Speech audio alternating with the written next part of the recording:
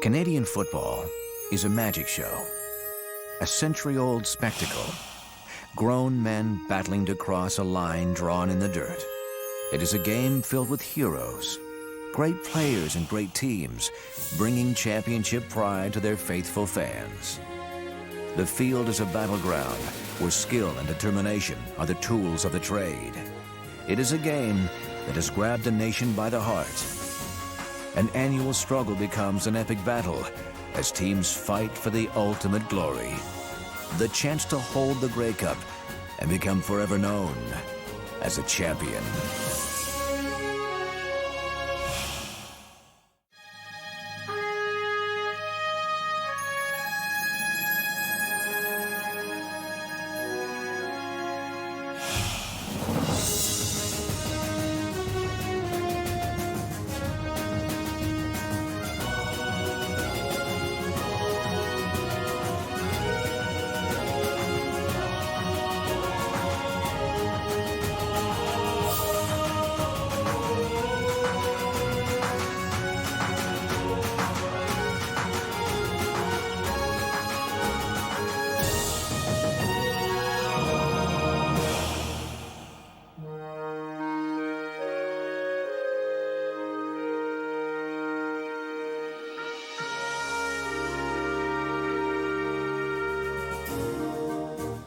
Canadian football was born in the mid-1800s, a child of rugby reshaped by robust young men off on a new world adventure. The version they devised, rougher, tougher, bloodier, found a home on university athletic fields where the student body became the game's first fans. But this wonderful new game was strictly a Canadian phenomenon until a fateful weekend in 1874 when the men of McGill University accepted an invitation to play 2 matches at Harvard and found the Americans playing a different game entirely, an offshoot of soccer containing little of the rough and tumble chaos now so dear to the Canadians' hearts. They played 1 game under the Canadian rules, under McGill's rules, 1 game under the Harvard rules. In the end, Harvard enjoyed the type of football that McGill brought so much that they rode away to rugby school in England and they got the official rugby rules. The game of the North was now a cross-border phenomenon.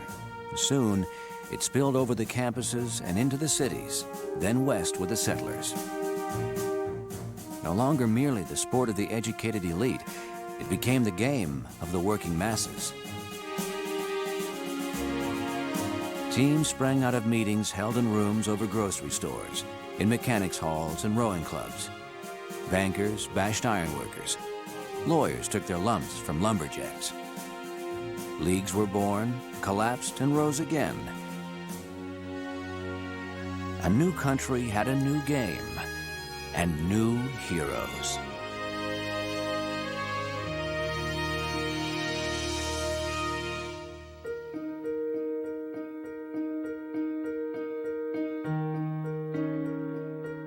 By the turn of the century, football had been embraced by athletes of all ages and from all walks of life, competing for trophies of every shape and size. In 1909, word of this new game caught the attention of Albert Henry George Grey, the 4th Earl Grey and the Governor-General of Canada. Well-known patrons of Canadian arts, the Earl and his wife decided that the new game should have a true national championship. At a cost of $48, Lord Grey provided a simple silver trophy that would one day be the stuff of dreams, the Grey Cup. The cup was donated by the Governor-General, Lord Earl Grey, who probably never saw a game played.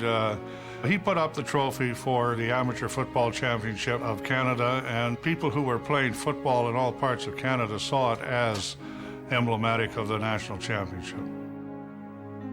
The first Grey Cup game was held on a chilly December Saturday in 1909. 3,800 fans made the trek to Rosedale Field to watch the University of Toronto defeat the Parkdale Canoe Club in what was rather grandly called the Canadian Championship. But Lord Grey's trophy wasn't there. Someone had forgotten to have it engraved. The games then were simple gatherings, young and not so young athletes out for a rough and tumble afternoon.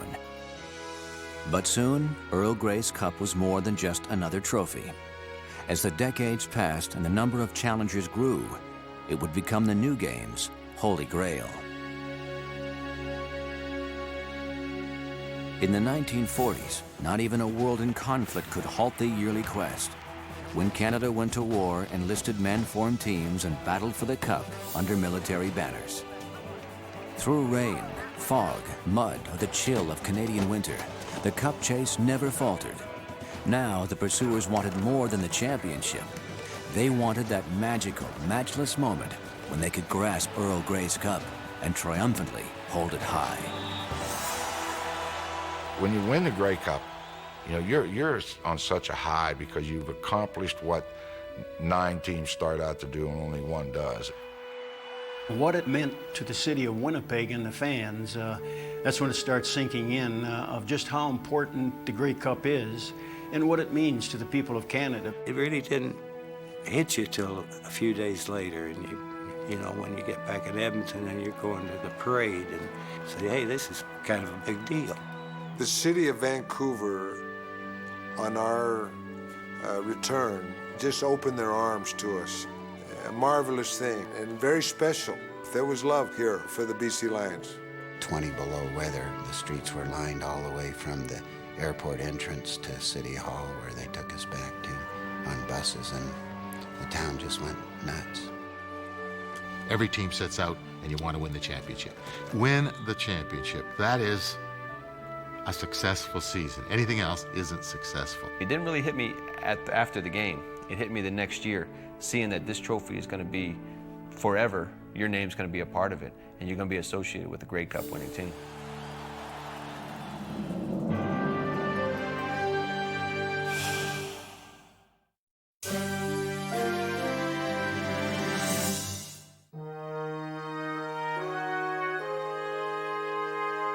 Canadian football's eastern roots gave this rugged game at least a touch of refinement.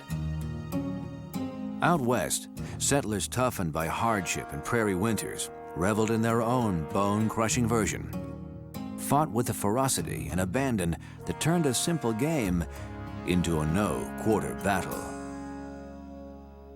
They just threw money into the pot, and the first one that drew blood got the money. There were a lot of broken bones and broken noses and front teeth missing and that kind of thing.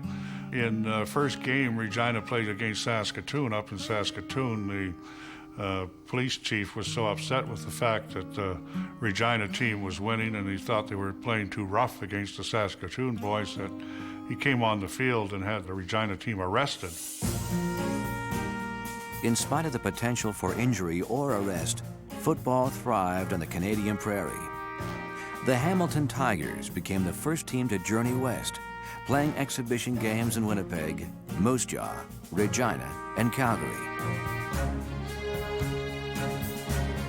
While Eastern teams were happy to share the game with the West, sharing their championship trophy was another matter. Only Eastern teams would play for the Grey Cup, and in 1911, the Calgary Tigers won the championship of the West, and they challenged. They wanted to play in the Grey Cup, and the CRU wouldn't let them. They would turn them down. They said, you didn't play in the East, you can't play challenge for the Grey Cup. Finally, with great reluctance, the Edmonton Eskimos were allowed to come east in 1921 to challenge Toronto for the right to sip from the Earl's silvered mug. Their timing couldn't have been worse. They ran head-on to the man known as the Big Train, Lionel Conacher. They ended up losing 23-0 in that game. Conacher, as a matter of fact, scored 15 points, and halfway through the third quarter had to leave because he had a hockey game that night. Hockey and football were just two of the many sports on the Conacher resume, all played so brilliantly that he was named Canada's Athlete of the Half Century.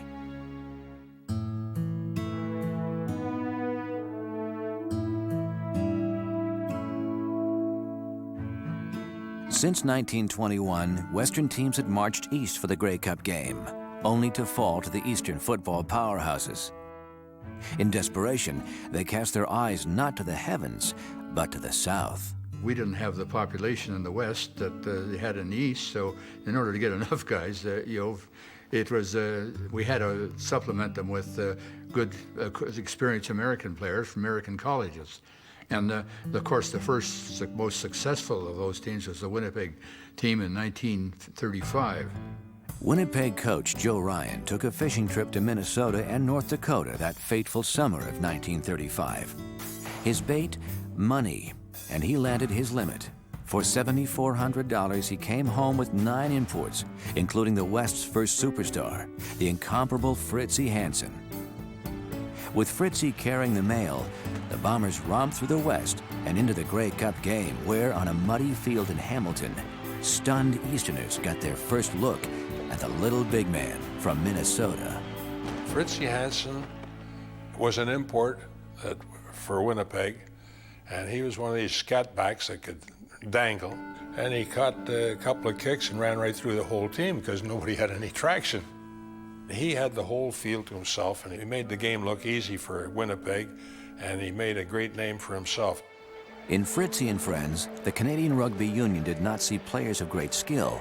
They saw a threat to the very game itself, with teams buying championships and Americans shoving local boys off the roster. Their solution: change the rules. The CRU decided that they didn't want these American imports coming in specifically to win a competition. So they passed what was called a one-year residency rule. And they said that any American playing in the Grey Cup game had to be in the country for at least 1 year prior to the game. American imports were now a fact of Canadian football life. Although their numbers increased with the years, they did not destroy the game as the CRU had so darkly predicted. They enhanced it. The Northern League thrived, an alliance that continues to bring great American players to a game that remains distinctly Canadian. There's something about the Canadian Football League in Canada. It's got a tremendous history about it when you go back and look at some of the great people that have come up here and lived in this country, and they got the opportunity to play. I mean, this is what the game's all about. It was an opportunity that I was being given that I didn't see happening in my own country. And I really weighed the pros and cons of going to Canada or staying in the United States, and I chose to go to Canada because they were giving me a realistic opportunity to play the game that I love. I wanted to come play. In the NFL, they would have just used me for, okay, for this and for that. And in Edmonton, I knew I had a chance to do what I wanted to do and play the game. It put the fun back in football for me. It enabled me to go back out, just be an athlete, play football, and enjoy it. And I'll be forever grateful for that.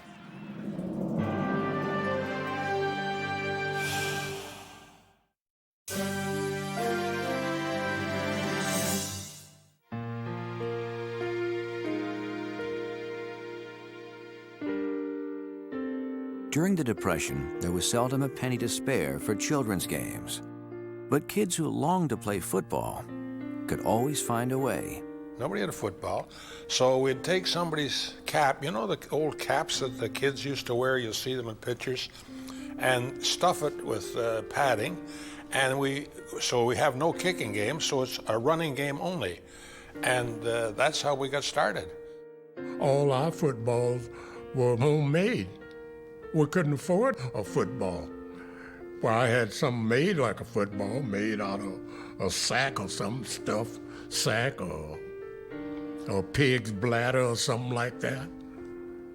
But the only time that I ever touched a real football is when I went to high school.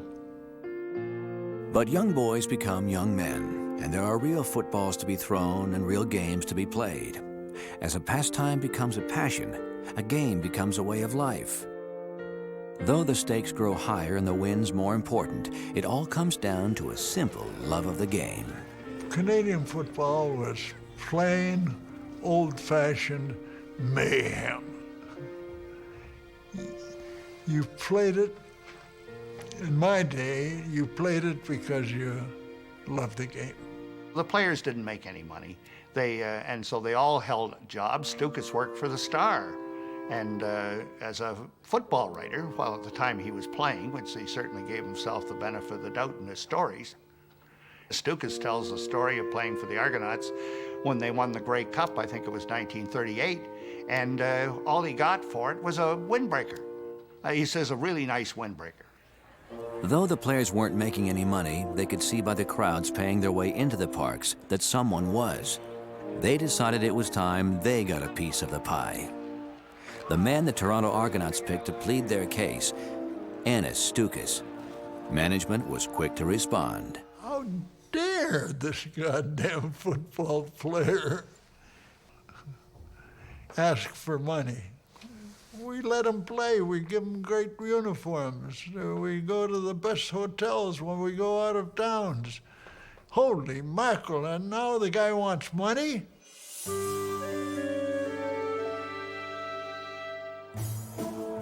Playing football in Canada was an uncertain profession at best, but the harsh Canadian winter was a virtual guarantee. I used to die in the cold because you have the lighter uniforms on, so every time you hit the ground, you took a chunk out of your hide. You literally did take a chunk out of your body. And the most painful thing I had to do that day was take a shower. It was so painful to get in that water. In our first game, the referee had to stand under the goalpost. It was snowing so hard to see if the ball was going through on field goals and extra points. And I'm saying, what did I get myself into here? I'm cold.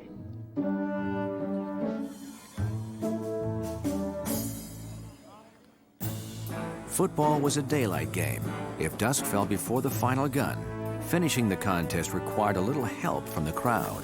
Fans were urged to park their cars along the sidelines because if the game got going too long, then what would happen was that they'd turn the lights on from their cars and play it out that particular way. We were playing a game in Ottawa, and we played the last 10 minutes of that game, or 5 minutes of that game, under headlights. They got the people to turn their headlights on in the cars, and that's how we finished the game.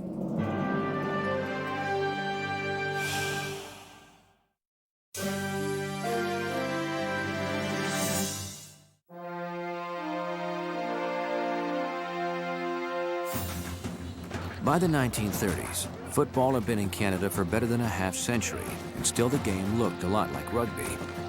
The forward pass had found its way into the rule book, but not everyone cared or dared to use it. The kicking was the essence of the game. What the guys did is that they punted the ball and then ran down underneath it. As the forward pass came in around 1930, there were different rules. For example, if a pass was incomplete, it was a fumble, and so it was used very judiciously.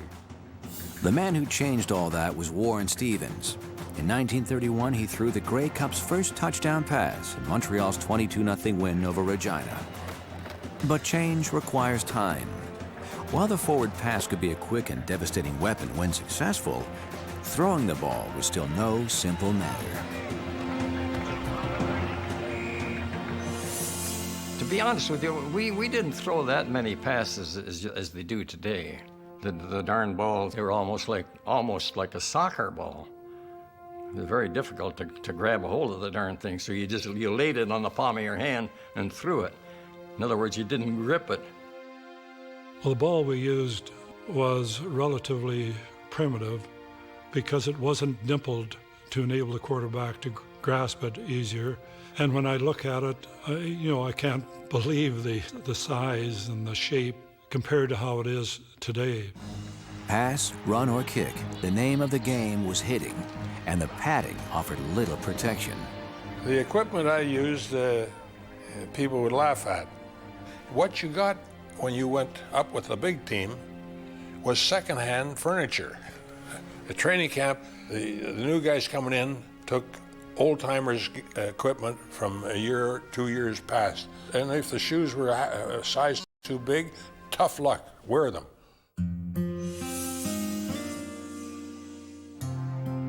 The post-war years were a boom time for Canadian football.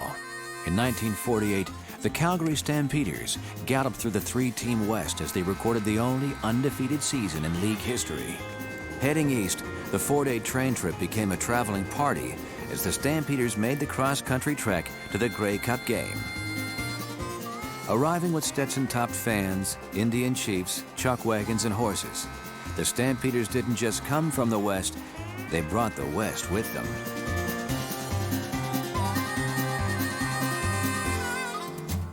The 1948 Grey Cup game was pivotal in turning a celebration into a national festival. The Calgary Stampeders brought their chuck wagons, loaded them on the train. They had flapjack breakfasts. They had horses parading through hotel lobbies. It gave it another dimension. And from that time on, I think almost every Grey Cup game has been measured by what happened in 1948. The Stampeders did more than defeat the Ottawa Roughriders 12-7. Their victory and their fans' Western exuberance turned a 3-hour showdown into a week-long hoedown, and the party has never stopped. Grey Cup Day has become Grey Cup Week. A game once of regional interest is now a national obsession. And so, the story of the modern-day CFL begins. It is the story of a league often battered but never down, of a game that is an important thread in the Canadian cultural fabric, a game that is ours and ours alone. Canadian football is something I was brought up on. I love the game because it's quick. It has always allowed the quarterback to be able to run with the ball, and I thoroughly enjoyed that challenge. The excitement in the game, in a Canadian football game, with the 3 downs, with the wider field, with the kick return, it may be the best game in the world to watch on television. It's so fast, it's so wide open, and I think it speaks to my personality. It's sort of a living on the edge type of football game. It's exciting. You're never out of a ball game in the Canadian Football League. And as a quarterback, that's all you want is a chance. You want to have the ball in your hands with 1 minute to play and give your team a chance to win the ball game. The Canadian Football League is arguably the most significant cultural institution in the country as it relates to bringing cities across the country together. It's the one thing, the one professional sport that we have left that we can say is purely Canadian. It's the only one.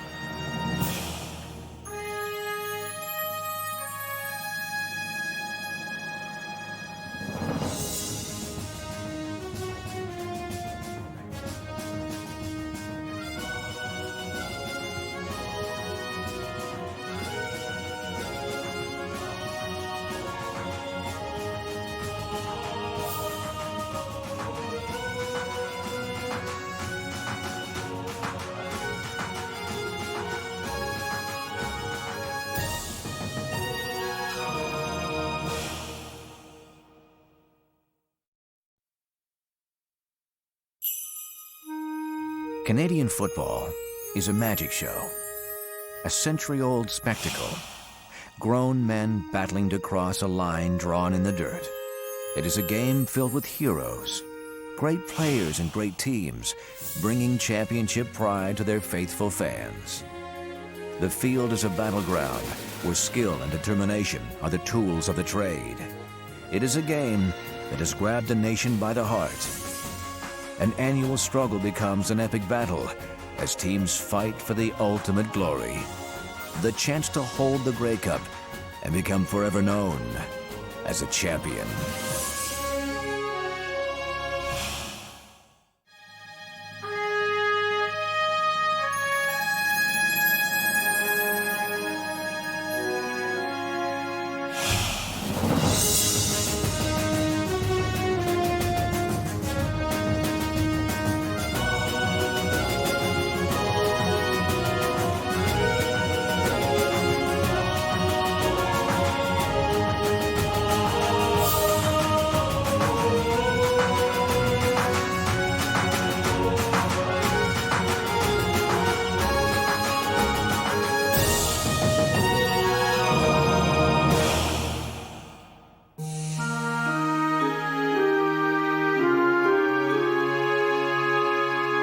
Canadian football in Saskatchewan began in 1910 with the formation of the Regina Rugby Club. 14 years later, the team became known as the Roughriders. While Regina made 7 Grey Cup appearances, victory eluded them. In 1948, they became the Saskatchewan Roughriders, the team of the entire province. 3 years later, they found their first superstar, quarterback Glenn Dobbs. The entire community just went absolutely nuts over this distinguished-looking, tall Oklahoman. And he told me that he loved the people, loved going fishing with them, and the people of Saskatchewan and Regina were just family the way they were at Oklahoma. In 1951, Dobbs led Saskatchewan into the Grey Cup against Ottawa. But that day, it was the Eastern Riders who left the field champions. In '56, tragedy struck Saskatchewan. A plane crash claimed the lives of 4 players returning from an all-star game. In 1963, the arrival of Washington State fullback George Reed marked a new beginning for the Roughriders. There were several teams in the States that wanted me to come in as a free agent, I guess, and try with them. And I was weighing some offers. And then I got this call about coming to Canada to play football. The deciding factor was basically money. I was offered $1,000 more in the contract, and at the time I was married, had a young kid, so I was looking for all the money I could get. Reed recommended a former Washington State teammate who'd been trying his luck with the San Francisco 49ers, Hugh Campbell. In geography, I had studied that there was a Saskatchewan. I don't think I had heard of Regina, and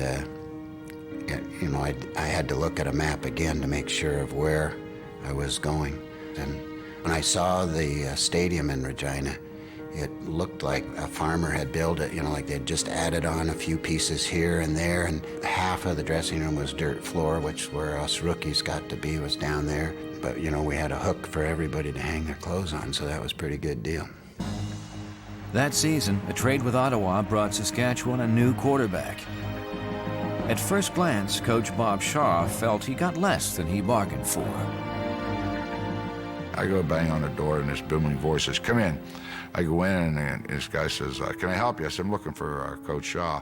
He says, "I'm Coach Shaw. Who are you?" I said, "Well, my name's Lancaster." And he goes, "Who?" I said, "Ron Lancaster." He goes, "You gotta be kidding me. You gotta be bigger than that." He says, "Wait outside. I'll talk to you later." And that was my first introduction to Saskatchewan. Having spent 3 seasons in Ottawa, Lancaster brought experience and leadership to the Rough Rider offense, and a take-charge style that earned him the nickname, the Little General. The first time I stepped into a huddle where Ron Lancaster was the quarterback, I gave him the benefit of the doubt, but I have to admit I was a bit curious how this would all work out. He seemed quite nervous in the huddle, but then right away we started completing passes. In the huddle, a lot of people talked and so forth, but he was I guess you call him the commander-in-chief in there, and he would let you know it if you got out of line. And is that, this is my huddle, this is where we're gonna do things, now let's go out and get it done. Any quarterback has to have 2 things. Somebody to hand the ball to when he needs yardage. And it didn't matter how tough the situation was, we knew George could get the yardage. And the other one is when you're in trouble, you have to have one pass receiver or somebody on that club that you feel confident with, that you consider your go-to person. Hugh Campbell, it got to the point where I could tell where he was going by the way he was running. And when you have people like George and Hugh, you're naturally going to go to them in key situations. The Riders boasted a balance of skill and toughness, and none were tougher than a local farm boy who'd terrorized the opposition, Ron Atchison. There's no such thing as an easy game. You're fighting for your life all the time, and you may beat a team on the scoreboard, but they may beat the hang out of you on the field. So I never looked at anybody as an easy game. I always went prepared to fight for your life sort of thing. In the 1963 playoffs, the Rough Riders suffered a 35-9 loss to Calgary in the first of a 2-game total point series. Heading into Game 2 at Taylor Field, Saskatchewan fans had given up all hope of victory. Very few people came to the game because it was very cold, but they listened to it on the radio. And by the end of the first quarter, the stands were full. People were coming, hey, something's going on, and they came to this game, and so that even jacked us up more. We came out for the third quarter, the place was packed. And then from then on, it was one of those games where it was hanging in the balance because they had 4 opportunities to kick field goals from within 30 yards to ice that thing, and they missed them. And for some reason or other, we got momentum, they couldn't get it back. The Riders won the game by 27 and the series by a single point in a comeback victory that became known as the Little Miracle of Taylor Field. Well, this city went absolutely delirious. There was people spilling out into the streets, there was parties.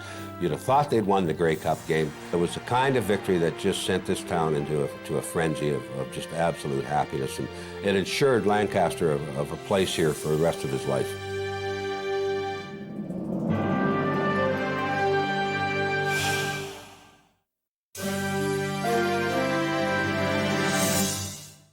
The 1964 season was the last for Coach Bob Shaw, the new man in charge of the Saskatchewan Roughriders, the sage of Turkey Neck Bend, Kentucky, Eagle Keys.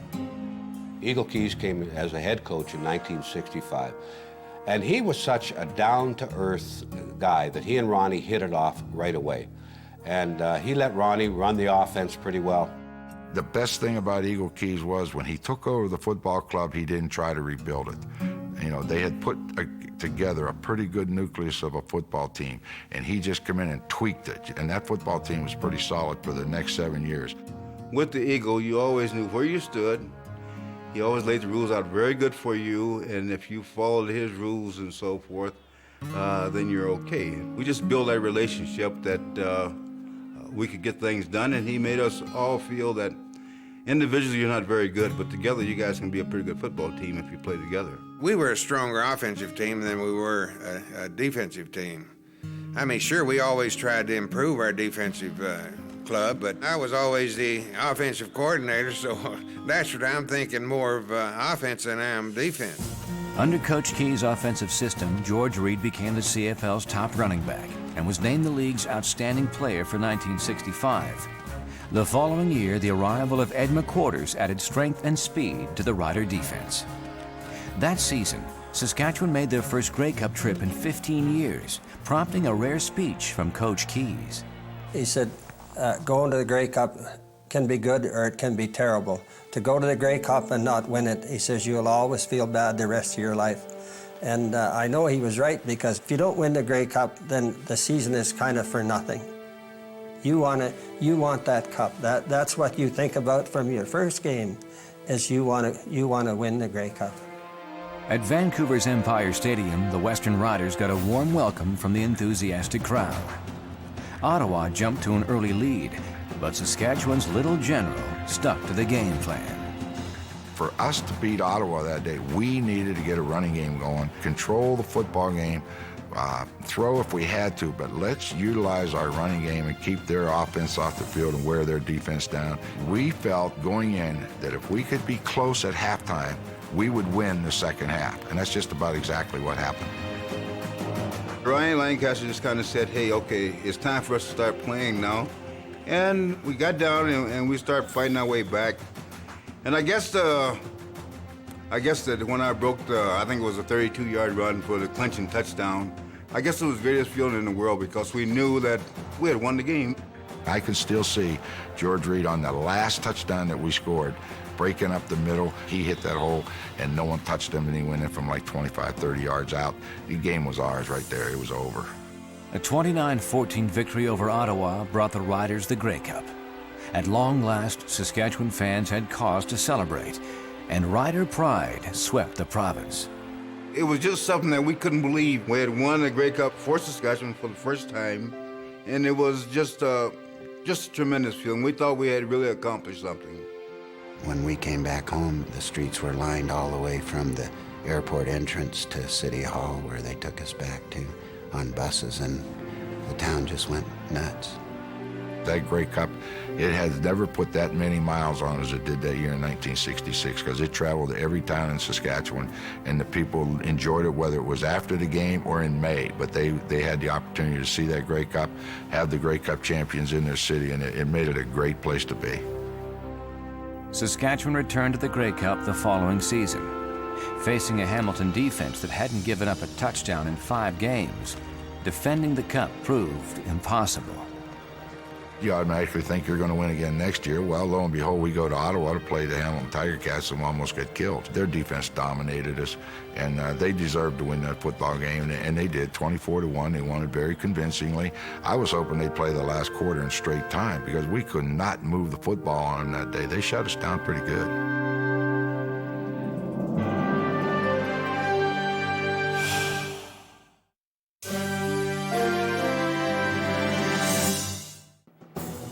The 60s was a violent era for Canadian football. Players were always looking for an edge. Ron Atchison's was an injured arm that never seemed to heal. It just so happened to be his right forearm.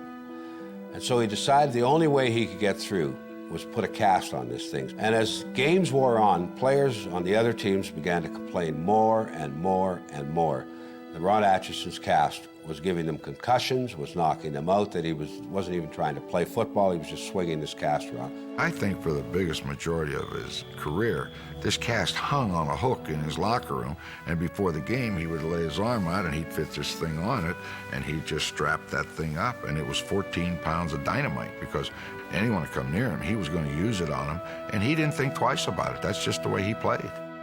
I didn't mind if I hurt somebody. You don't hit them, they're going to hit you. You hit so you can do your job. Like, if you don't stop someone's momentum, then you can't get your job done. 1968 saw the arrival of another win-at-all-costs player, a graduate of the Regina Rams junior football program, Bill "The Undertaker" Baker. When Bill Baker came to Saskatchewan Roughrider after finishing university, we felt he was the most cocky, arrogant rookie that we had ever seen. We used to marvel at him. I was brought to Saskatchewan to be the offensive tackle, which I'm not suited for, at least at that time. So I had a terrible time with offensive tackle. I was just totally embarrassed. I was so embarrassed that I went and called Eagle Keys, the head coach, after the game on the phone. I said, "Eagle, just so you know, I really was trying." I said, "But get me off that offense." But we'll tell you this, when it came time to put him on the defensive side of the ball, everyone knew he played defense. He's got that kind of nasty disposition. He'd clothesline you, then laugh, and he enjoyed himself. He had fun in the locker room, but when you got on the field, man, he was tough. The Tactics, the clotheslining and head slapping, and the clipping on the offensive side, the tactics in those days were pretty brutal in hindsight. I think if I had to close somebody that way, I wouldn't do it. I'd be afraid to kill him. In 1969, Saskatchewan captured the West and headed for another Grey Cup date with the Eastern Riders. The game was to be Ottawa quarterback Russ Jackson's farewell to football, and he arrived with guns blazing. It seems like every time we got to a Grey Cup game, something was going on. 1969 is going to be Russ Jackson's final game, and he put on a show. What hurt us there? A couple screen passes to a guy named Ronnie Stewart. I still remember the little running back Stewart. He was so great that day that he did more winning the game than Russ Jackson did. I mean, he just ran through us like we weren't even there. Grey Cup losses haunted the Roughriders. In 1972, a last-second field goal gave Hamilton the victory.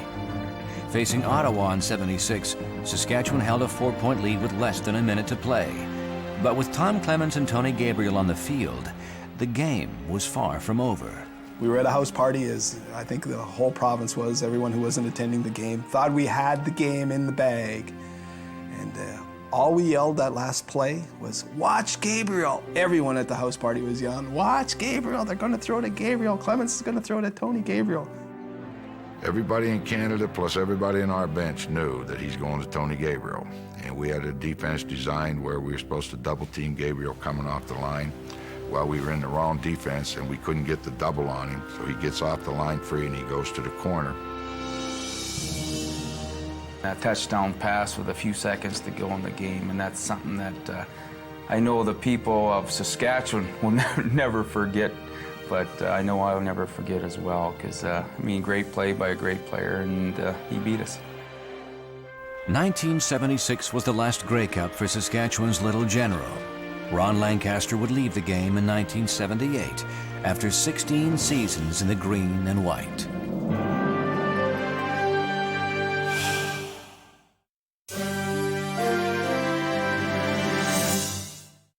By 1987, Saskatchewan had gone 11 seasons without a playoff appearance. Rising costs and falling attendance had the Roughriders on the verge of extinction.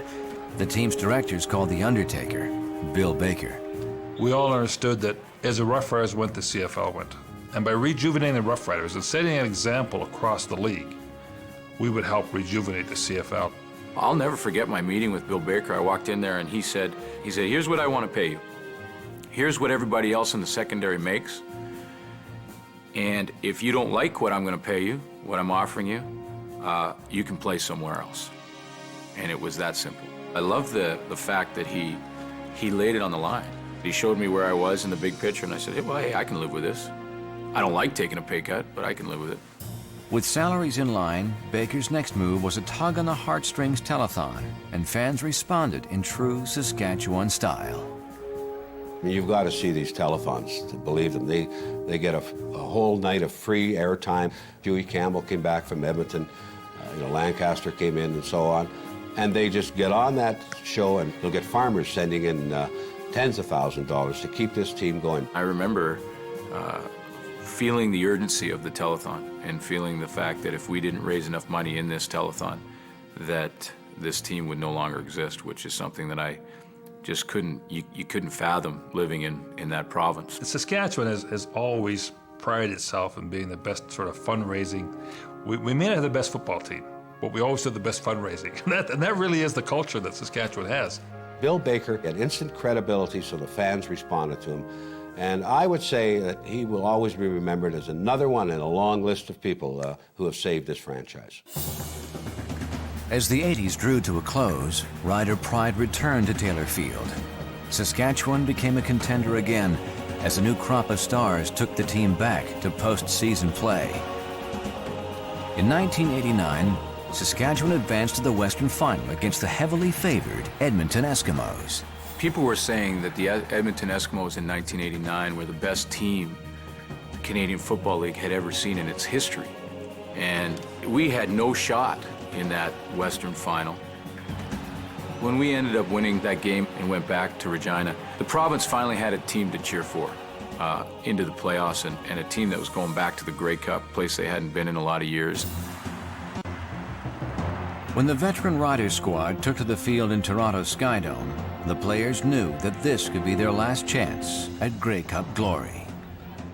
It was one of those situations where, again, you kind of doubt yourself as far as, well, geez, everything, going, and we're not getting her done. We're not getting any younger, so if we're going to get an opportunity to do it, we better not mess up. I felt to myself, if I blow this opportunity, I may never see this chance again. And for me, it was watch as much film as I possibly could, stay in my regular routine, and get ready for the biggest game of my life. The Hamilton Tiger Cats provided the opposition in one of the greatest Grey Cups ever. Tony Champion's spectacular catch tied the game with only 44 seconds to play, but the Riders weren't done yet. I have never seen a more confident group than the one that Ken Austin took on the field for that final drive. I had no doubt in my mind that we would be in field goal range. In fact, I remember walking over to Dave and said, get ready, because we're going to win this game in regulation. Coach Gregory called a timeout, and it seemed like we're trying to decide whether we should, possibly run another play before he made the kick. And then we decided, Ridgway said, I want to make the kick now, let's get it over with. And Bob Pulley made a great snap. Glenn Suter put the ball down, and Ridge kicked her through, and the rest of us, just cheerleading, I guess. So it was a great feeling.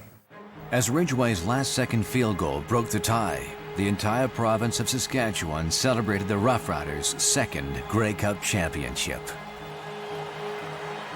To play as long as I did and finally get that opportunity to hold that Grey Cup, it was a real special moment for myself and my teammates.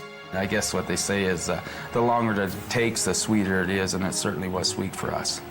Everywhere we went, it was congratulations, and thousands of people in Taylor Field to greet us in the snow blizzard, and see the Grey Cup in Taylor Field, and we had a chance to bring it back and hand it back to the province that deserved it, because they'd wait a long time, and it was a great feeling to be able to give them that Grey Cup. There was celebration after celebration throughout the province, banquets and dinners. They had to bring the Grey Cup, and everybody got to drink out of it, and everybody got to hold it.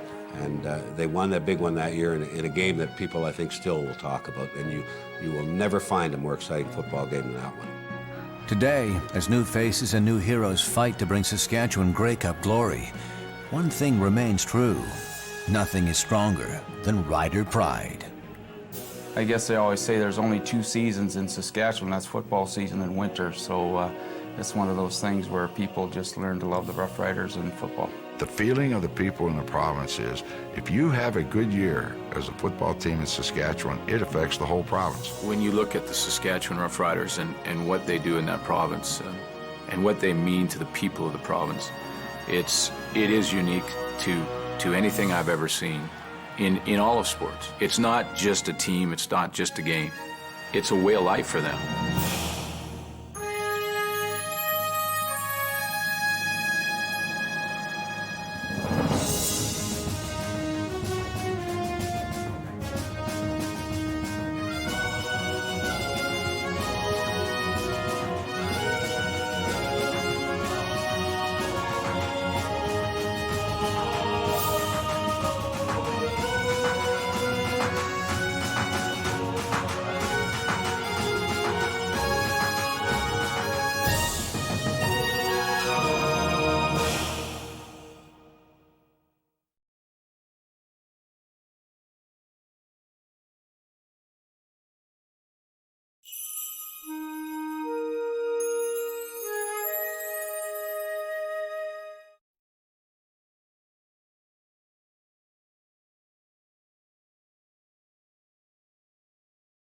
If you have a good year as a football team in Saskatchewan, it affects the whole province. It makes the winters more bearable.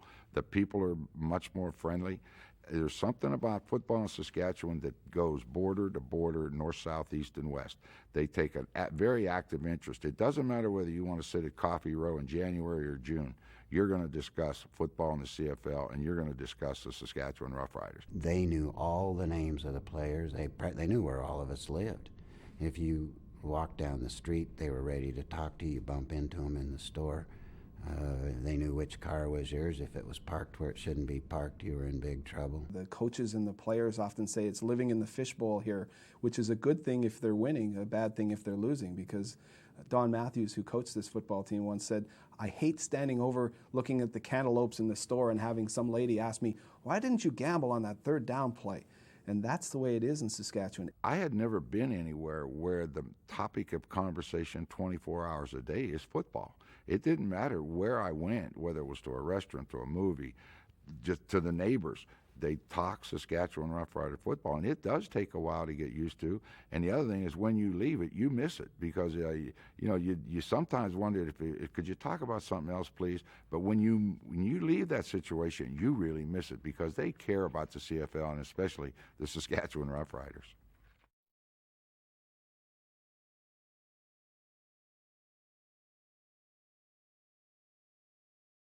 But the Saskatchewan Roughriders training facilities, I thought were pretty good, because anybody who grows up where I did, they look pretty good. But they were a bit of a joke, because we dressed above the old exhibition grounds. It was a little funny place with not very good facilities.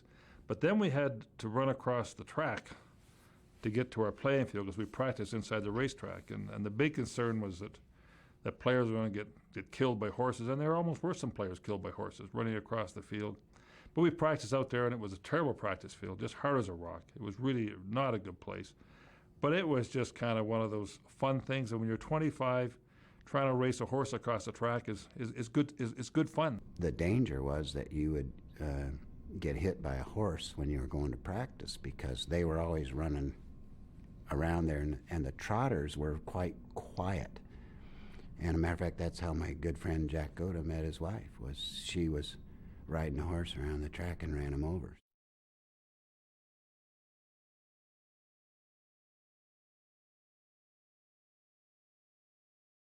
Eagle Keys was probably, in my view, the greatest coach that ever coached here. And it wasn't necessarily because of what he did on the field and so on. If you remember when Eagle became a head coach here, it was 1965. In 1963, the Roughriders had got Ron Lancaster out of Ottawa. Ken Preston had made a trade for, I think, a bottle of scotch, he said. Lancaster and Russ Jackson were the two quarterbacks in Ottawa. They had to decide which one was going to go, and Ronnie was the one. He came here to Saskatchewan. Bob Shaw was the head coach at the time, and Lancaster and Shaw just did not get along. Eagle Keys came as a head coach in 1965, and he was such a down-to-earth guy that he and Ronnie hit it off right away. And he let Ronnie run the offense pretty well. He was such a part of this community. Eagle was just such a wonderfully kind guy, and his wife, Joyce, was just a tremendous woman. And it would not be uncommon for Eagle Keys to go out to a sports dinner. He wasn't a great speaker behind the microphone, but you sit him down in the corner after, and he'd start telling stories. He'd start playing the spoons. He could play the spoons, which nobody I know can master it the way he did. And the next thing you know, it would be 3, 4, 5, or 6 o'clock in the morning, and Eagle would say, well, we're going for breakfast. And so we'd all pile in his car, and we would head over to his house. And he'd walk through the front door, and he'd just announce, Joyce, we got company. And nobody was misbehaving. It was just a fun night. Joyce would come down, and there'd be bacon and eggs all over the place. And everybody would go home and sleep all day. Eagle would head into the office and go through another day of work there. He was just able to make that sort of connection with people, and not just his players. Like, the players loved him. They knew he was tough, but he was able to sit down with the fans and give them his time. And when a head coach in this city does that, he's a god here.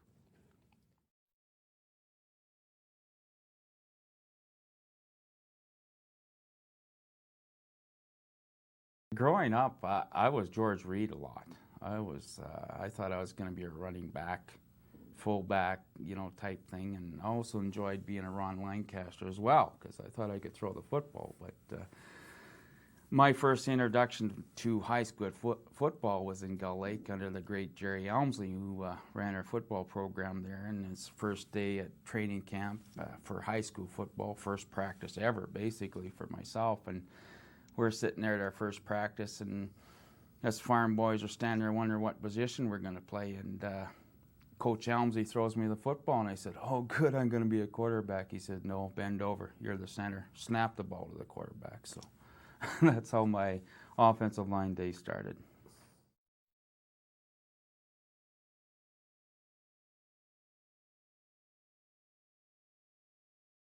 I saw a statistic someplace that it was 15,000 people a year or something that leave Saskatchewan to live somewhere else. But once you're a Saskatchewan fan, football fan, that never changes. And you might, cheer for Calgary or Edmonton or wherever you move to, but when it comes down to it and the green and white are in there, your heart says Saskatchewan. That never changes. So they're all across the country. If you go right across Canada, no matter where you go, there's a large following of Rough Rider fans. Although the guys have probably moved 5, 10, 15, 25, 30 years, they're still Rough Rider fans, and when the Rough Rider comes to town, they all show up.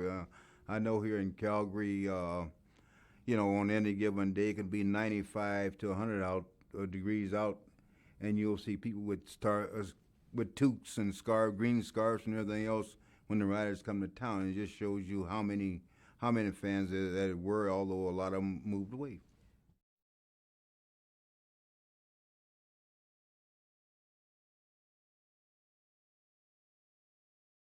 In the 1950s, 1960s, the Rough Riders used to have a program where they would pick a player of the game, player of the year, and the fans would vote on this.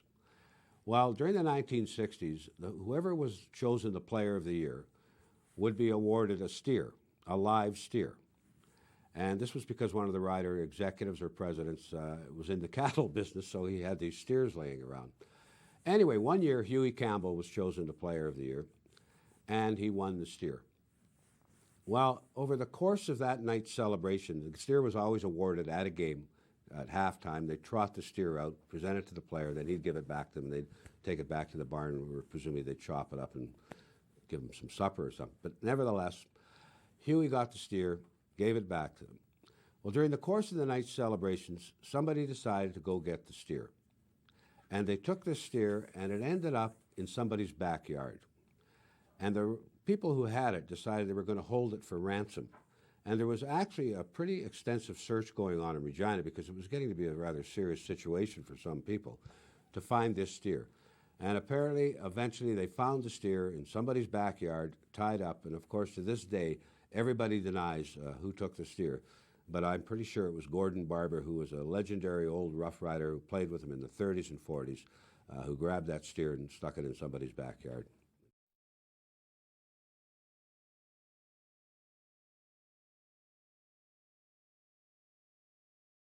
Like everything in Saskatchewan, it's close. Taylor Field, the fans are right on top of you. They're avid, they're loud, they're behind our Saskatchewan Roughriders. It was a pleasure to play there. Now, I know visiting teams didn't like coming in there. I can remember Joe Kapp and the BC Lions coming in there when they were the power in the West, and it was always sold out.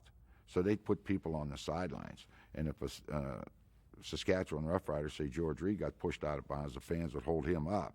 If Joe Kapp ran out of bounds, they'd put him on the ground, pound him a couple times, and then shove him back on the field. And they took it very serious when teams come into Taylor Field. That is their backyard, and when you come into their backyard, they didn't want you there. Taylor Field was a nightmare. I mean, you had fans that were rabid, and the Saskatchewan Roughriders were the team at that time. They were one of the teams in the Eastern Conference also with Ottawa and Montreal. But in Saskatchewan, you faced the mystique of Taylor Field. They beat the BC Lions at that time anyways on so many fourth quarter drives that used to drive us crazy. We'd beat them all day long. In the fourth quarter, they'd find a way to win. We'd fumble the ball, they'd drive 70 yards, or they'd kick that field goal or something. Something would happen at Taylor Field that they would win the game. Why and how, I don't know. And if I ever find out, I'll get the guy responsible.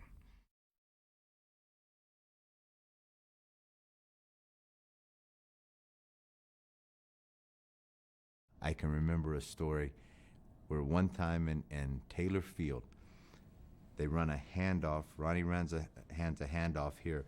Then it's a reverse coming around. And after Ron hands off, he's going to lead the reverse.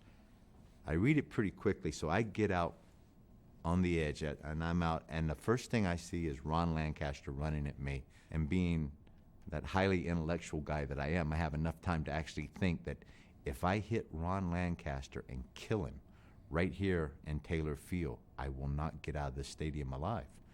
So Ronnie comes, and he starts to cut me down. He grabs my ankles and tackles me down. He actually makes a pretty good block, but I'm actually thinking about, I can't hit Ron Lancaster. I mean, that's just doesn't happen.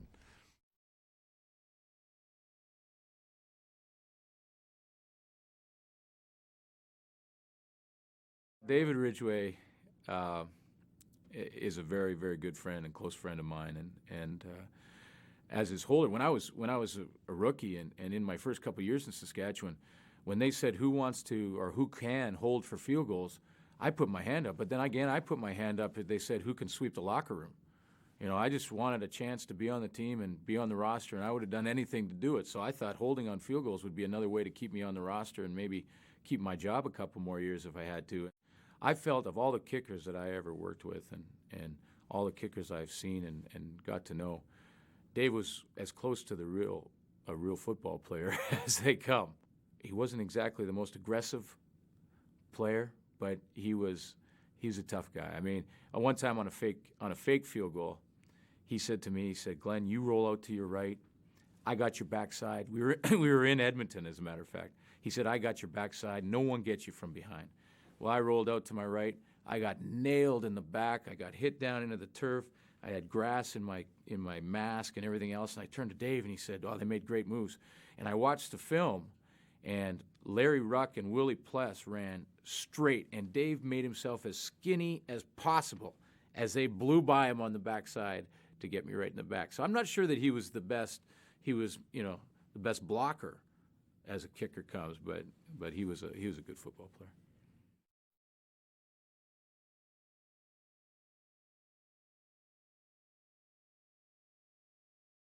My first year starting at guard, and we're playing in Calgary, and I'm playing against John Helton.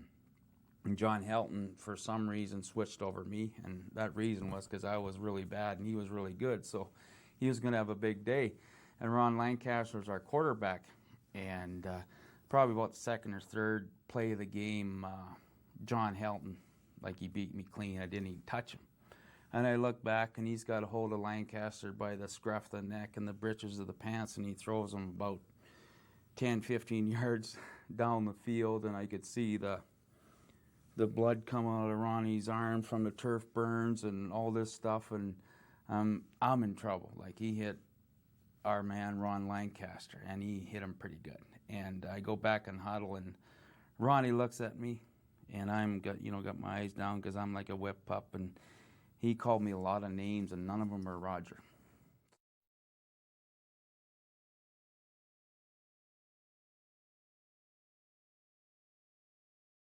Yeah, I became the Undertaker, I think it was 1971 in there someplace, and we had played Edmonton, and I'd had a really physical year. I'd really hurt a lot of people that year. I don't know what it was. I'd hurt several quarterbacks throughout the league. And finally, against the Edmonton Eskimos, I'd hurt one of their quarterbacks the game before, and I'd Liverman, and I'd knocked out Wilkie and knocked out Syme, and then back and knocked him out again. And that's Norm Kimball tried to get me thrown out of the game, out of the league, and that's when I became the Undertaker. And it was I was fined by Commissioner Jake Gadar $100 for excessive roughness throughout the game. I never got a penalty. But now, didn't say I shouldn't have got one. I said I didn't get one because in hindsight, there's no question the tactics, the clotheslining and head slapping, and the clipping on the offensive side, the tactics in those days were pretty brutal. Clotheslines, hitting quarterbacks high was not illegal. Bill put so many quarterbacks out of games that they put in a new rule and didn't let it happen. The clothesline ended that year. I think E.O. Keys told me they call it the Baker rule. They said we're outlawing the clothesline. And so that was the last year. I think that was the last year of the clothesline. Also, I think they eliminated the head slap because at that time, the head slap was a wonderful technique, which was too bad they got rid of that one because that was really fun.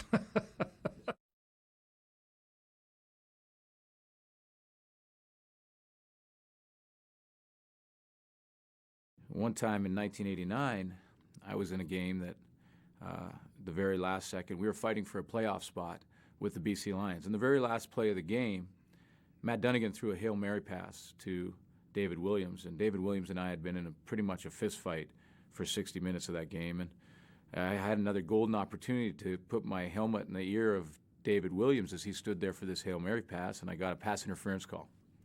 Kept the drive alive, and Matt Dunnigan ended up moving down on another pass interference call and scoring the winning points on a quarterback sneak that put them ahead of us in the playoff race at that time. And now we were on the brink of losing our playoff position. Had a few games left in the regular season. So needless to say, I was public enemy number one in that province. And I had a listed phone number. I remember talking to John Gregory, who was our head coach, and saying, I might as well face the music. I made a crucial mistake. All I had to do was let him catch the ball and tackle him. Made a big mistake, and the fans are going to want to take a piece of me. And I got calls in the middle of the night and threats and went on all the talk shows. And then I found out I got a letter from a mother in the game prior to the game kicking off. I sat in the stands with a kid. He's probably about 8 or 9 years old. And we sat and talked. He did most of the talking. And, I just sat and listened. And she wrote me this letter. I still have it today. And she said,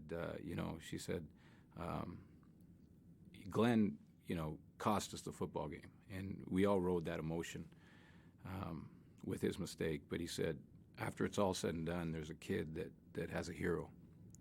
And for me, that was a time when I thought, I thought to myself, that's why I play the game. This is why I wanted to play as a kid. And it sort of refocused me, and that year we went on to win the Grey Cup.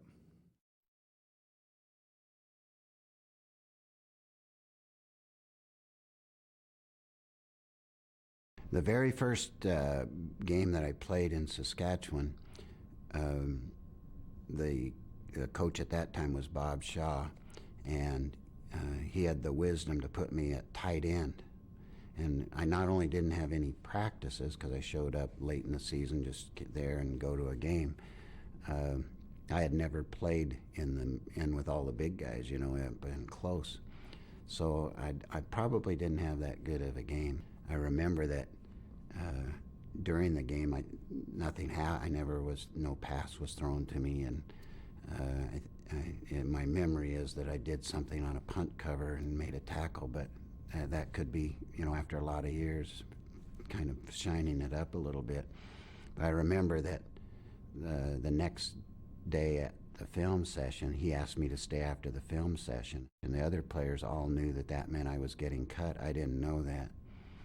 And he called me in and said that he was going to release me, and I said, well, I don't know how I had the nerve to say this, but I said to him, Coach, if you release me without ever throwing me a pass, then you would be making a very large mistake, because George Reed told me that you guys need somebody that can catch a ball, and you won't find anybody that could catch a ball better than I can.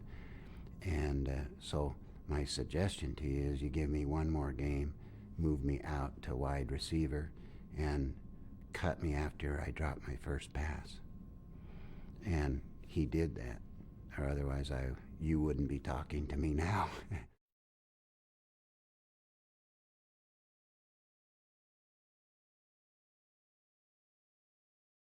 In Saskatchewan, we were very fortunate. We had the Saskatoon Hilltops, and this is back when junior football was big. Now, you had the Saskatchewan Hilltops, you had the Regina Rams, then you had all the other colleges. But a lot of the football talent back in the early 60s came from the junior football teams. I mean, if you just look at our football club in Saskatchewan, Ron Atchison played 18 years or 20 years, whatever it was. He was a Hilltop. Wayne Shaw played for the Saskatoon Hilltop. Ted Dushinsky, Saskatoon Hilltop. Wayne's brother Cliff Shaw played for the Saskatoon Hilltops. Hank Dorsch, Don Banuk, Bill Baker. I mean, we had a ton of guys. Roger Aldag, all played junior football. And you know what? They were all local kids that wanted to play in Saskatchewan, from Swift Current, Saskatoon, you name it out there. They were from those small towns. They wanted to be Rough Riders. They wanted to play in Saskatchewan.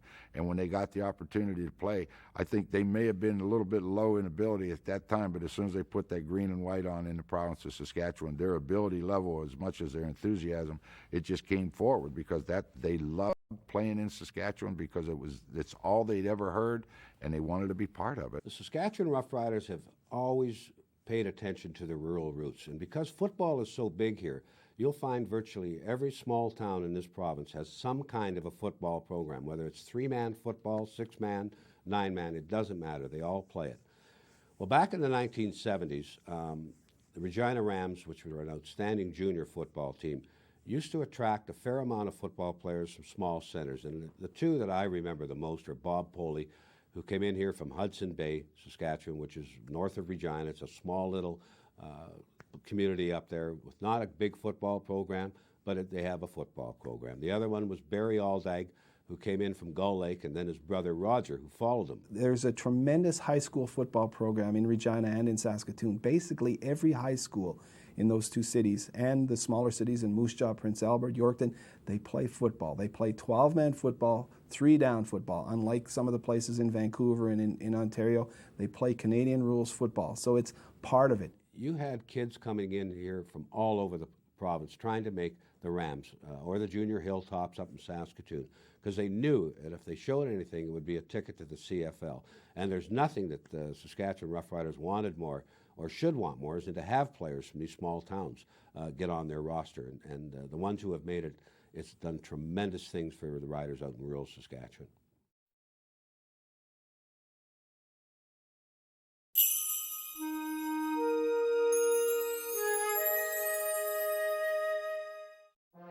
Since 1948, the Saskatchewan Roughriders have challenged for Grey Cup glory 8 times.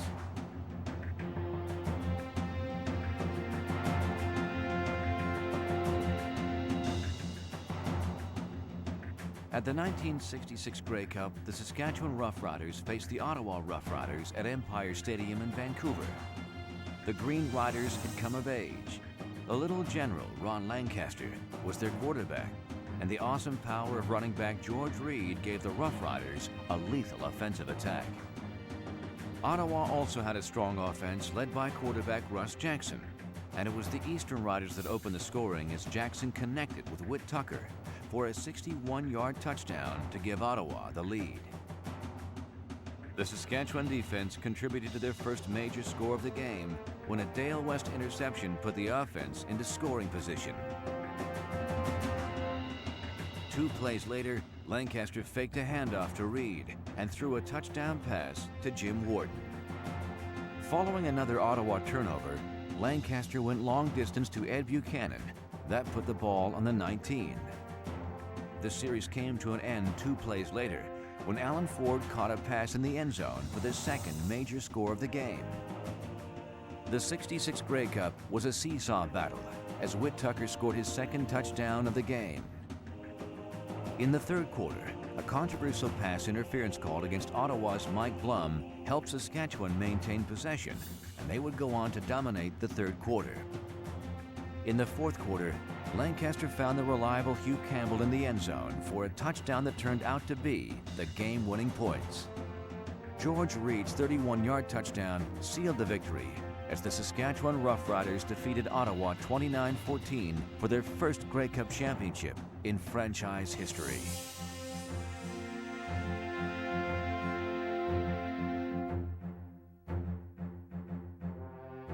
The 1989 Grey Cup featured the Saskatchewan Roughriders and Hamilton Tiger Cats at the Sky Dome in Toronto.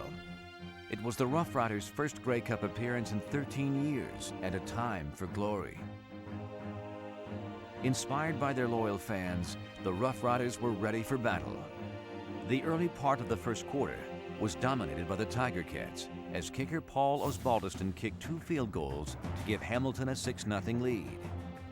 Following a single point by the Roughriders, Mike Kerrigan and the Tiger Cat offense would respond with a 65-yard drive that concluded with a Tony Champion touchdown. In the second quarter, the first Rough Rider major score of the game occurred when Kent Austin connected with Ray Elgard. Hamilton came right back as Kerrigan led the Tiger Cats to the Rough Rider 30-yard line, where he tossed a short pass to Derek McAdoo for another major. Austin was equal to the task as he utilized the speed of Jeff Fairholm for a spectacular 76-yard touchdown. Hamilton charged back down the field as McAdoo went in for a 1-yard plunge. The final touchdown of the half was scored by the Rough Riders as Kent Austin threw a touchdown pass to Don Narcisse. A Dave Ridgway convert made the score 27-22 in favor of the Tiger Cats at halftime. In the third quarter, both teams exchanged field goals before the Rough Riders narrowed the gap when a mishandled snap forced Osbaldiston to concede a safety. 2 plays after the safety, a spectacular 52-yard play by Don Narcisse allowed the Rough Riders to move into scoring position. After a Hamilton pass interference call in the end zone, Tim McRae drove across the goal line to put Saskatchewan ahead. In the fourth quarter, 2 field goals by Dave Ridgway and 1 by Osbaldiston made the score 40-33 in favor of the Rough Riders. But with less than 2 minutes remaining, Hamilton quarterback Mike Kerrigan produced an impressive drive that ended with a Tony Champion touchdown. Overtime appeared to be on the horizon, but Rough Rider quarterback Kent Austin put an offensive drive together that took Saskatchewan down to the Hamilton 26-yard line. It was then up to all-star kicker Dave Ridgway to produce the game-winning points. Under immense pressure, Ridgway delivered as he sent the ball through the uprights to make the score 43-40 and give the Saskatchewan Roughriders their first Grey Cup championship since 1966. The Saskatchewan Roughriders continue their quest for glory as future generations strive to become Grey Cup champions.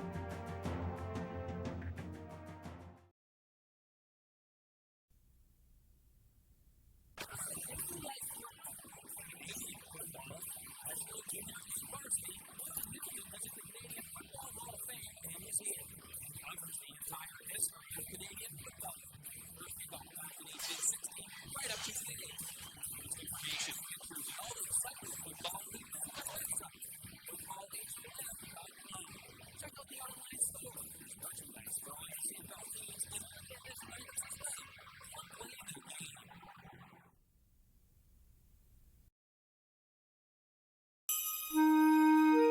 Canadian football is a magic show. It is a game that has grabbed our nation by the heart. This is the story of CFL Traditions, a 5-hour television special that showcases the history and heroes of Canadian football. Live the game's greatest moments through the eyes and hearts of its most celebrated legends. Now available on DVD and VHS, CFL Traditions is the ultimate collector's edition. Each of the 9 franchises is featured in their own special team edition release. 9 teams, 9 titles, available in stores everywhere.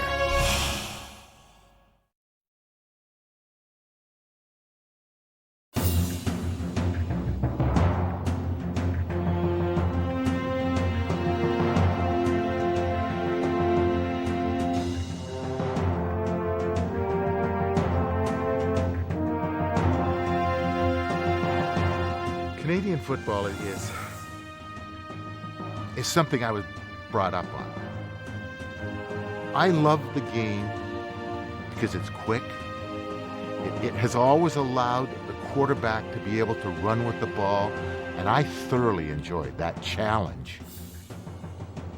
In the Canadian League, there's no such thing as being a rookie.